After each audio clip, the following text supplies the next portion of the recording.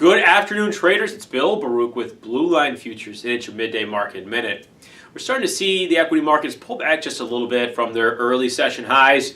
Now, they didn't really test a strong resistance level, but it got very close. The S&P faces a range extension from the January 18th high to that minor correction. That extends up there about 27.43. You have the 200-day moving average above there for the March contract, but then you have a continuous one as well. So a lot of overhead resistance. We're watching that just above, but also in the NASDAQ, the around 7,000 level is something to watch on the close as well.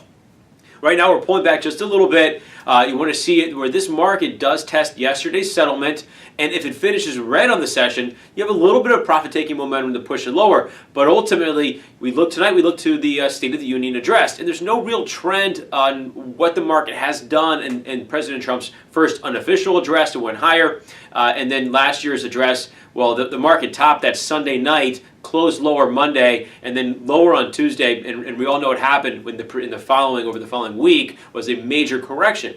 So right now, though, the buyers are just holding long, but you have some levels here to watch.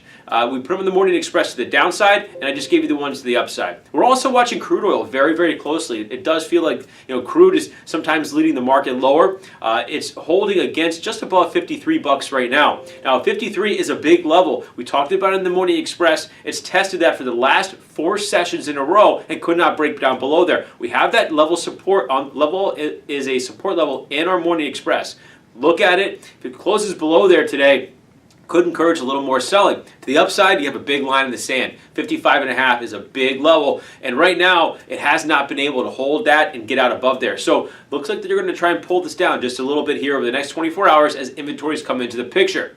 Now, lastly, with gold and the dollar is elevating today. We did get a little bit, arguably hawkish comments, not as dovish as we've seen before from Cleveland Fed President Mester, or what we've seen more recently. But you're starting to see the Fed Watch tool on the CME's website start to tick up a little bit. Got almost a 4% chance the Fed hikes in March.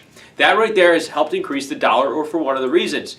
But as well, it's also encouraged gold to consolidate. We still love gold. Now, we have some big support levels down on the Morning Express. Check them out. If you are buying, just be prepared to see what our major 3-star support level. Again, we have all this on the Morning Express. Check it out. Give us a call. We're here to talk about anything on the market. 312-278-0500. You can email us at info@bluelinefutures.com. You can check our website for updates, and you can sign up for a free trial of our research there. But remember, futures trading involves substantial risk of loss and is not suitable for all investors. Thank you.